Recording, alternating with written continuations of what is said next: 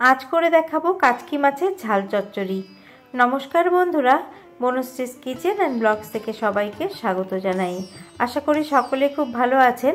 আর আজকে একটা সহজ রেসিপি শেয়ার করব, আপনারা সকলেই করে থাকেন আর আমি যেভাবে করি আজকে সেটাই শেয়ার করব। আসুন দেখে নেওয়া যাক আমার আজকের রেসিপি।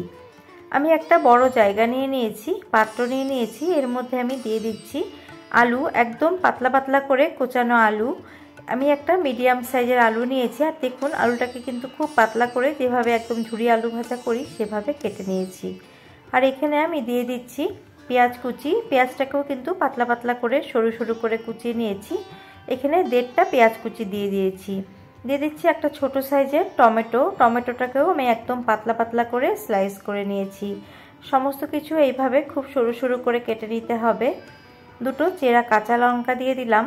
দিয়ে দিচ্ছি 5-6টা রসুন থেতো করে নিয়েছি, সেই রসুনটা। আপনারা চাইলে রসুন বাটাও দিতে পারেন। দিয়ে দিলাম 1/2 চা চামচ হলুদ গুঁড়ো, 1/2 চা চামচ জিরে গুঁড়ো, 1/2 চা চামচ দিয়ে দেব লাল লঙ্কার গুঁড়ো, আর কালারের জন্য 1/2 চা চামচ দিয়ে দেব কাশ্মীরি লাল লঙ্কার গুঁড়ো। আপনারা আপনাদের মাছের পরিমাণ হিসেবে কিন্তু সমস্ত কিছুই বাড়িয়ে নেবেন। কিছুটা পরিমাণ কাঁচা সর্ষের তেল দিয়ে দিলাম।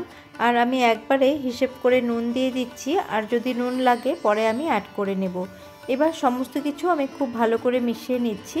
এখানে আমি চামচ দিয়ে মিশিয়ে নিচ্ছি, আপনারা চাইলে হাত দিয়েও এই কাজটি করে নিতে পারেন।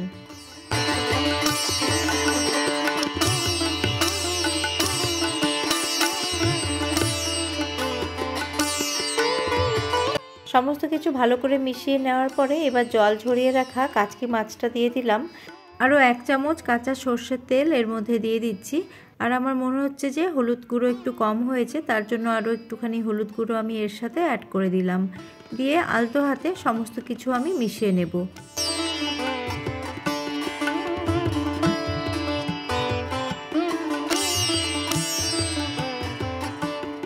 সমস্ত কিছু আমি আলতো হাতে মিশিয়ে নিয়েছি। এবার একটা ঢাকা চাপা দিয়ে মিনিমাম 10 মিনিট রেখে দেব, তারপরে রান্নাটা করব। আর আপনাদের হাতে সময় কম থাকলে আপনারা মেখে সঙ্গে সঙ্গে রান্নাটিও করতে পারেন। এবার চলে যাচ্ছি নেক্সট স্টেপে। আমি ইন্ডাকশানে একটা কড়া বসিয়ে দিয়েছি আর দিয়ে দিলাম 1 টেবিল চামচের থেকে একটুখানি বেশি তেল। তেলটা ভালো করে গরম হওয়ার জন্য অপেক্ষা করছি।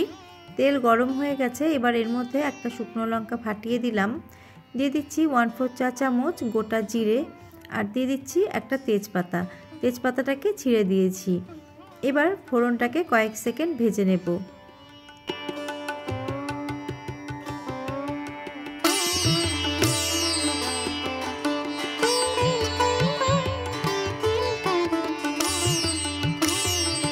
ফোড়ন থেকে সুন্দর গন্ধ ছাড়তে শুরু করেছে। এখন মেখে রাখা মাছগুলো কড়ার মধ্যে দিয়ে দিচ্ছি।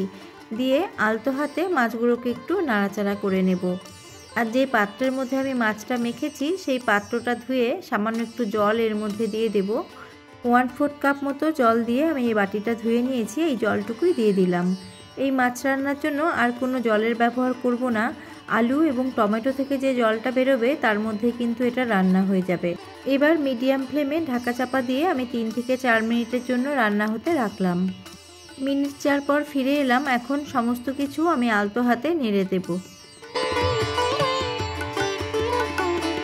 সমস্ত কিছু ভালো করে নেড়ে নিয়েছি। এবার ফ্লেমটাকে একদম লো করে দেব। লো করে 4 থেকে 5 মিনিটের জন্য ঢাকা চাপা দিয়ে আবারও রান্না হতে রাখলাম।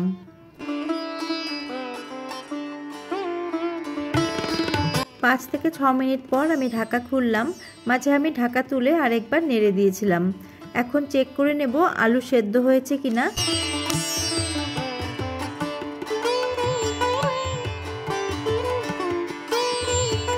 চেক করে নিলাম, আলু কিন্তু ভালো করে সেদ্ধ হয়ে গেছে। আর আমার রান্নাটাও কিন্তু কমপ্লিট। সবশেষে ধনেপাতা থাকলে ধনেপাতা কুচি দেবেন।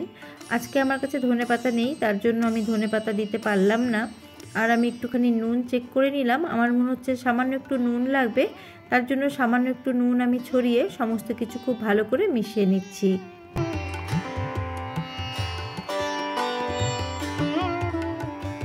শেষে আমি আরেকটা কাঁচা লঙ্কা চিড়ে এর মধ্যে দিয়ে দিলাম। এখনও একটুখানি জল জলে ভাব আছে।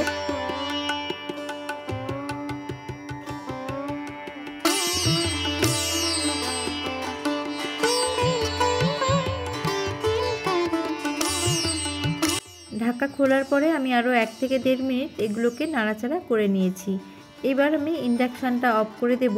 ইন্ডাকশান অফ করে এর মধ্যে আমি 1 চা চামচ দিয়ে দেবো কাঁচা সর্ষের তেল, দিয়ে সমস্তটা একটু ভালো করে মিশিয়ে নেব। রান্নাটা আমার একদম রেডি হয়ে গেছে। আমি এখন সার্ভ করব। তার আগে এর মধ্যে যে তেজপাতা দিয়েছিলাম সেই তেজপাতাগুলো ফেলে দেব।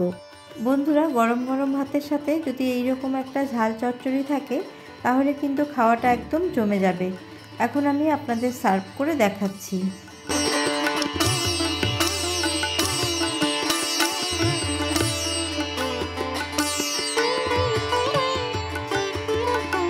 কম উপকরণে খুব সিম্পল একটা রেসিপি শেয়ার করলাম। আপনাদের কেমন লাগলো কমেন্ট বক্স খোলা আছে, আপনারা কমেন্ট করে জানাবেন। ভালো লেগে থাকলে একটি লাইক করবেন। আবারও আমি হাজির হয়ে যাব অন্য কোনো রেসিপি নিয়ে বা ব্লগ নিয়ে। আজ এই পর্যন্তই। নমস্কার।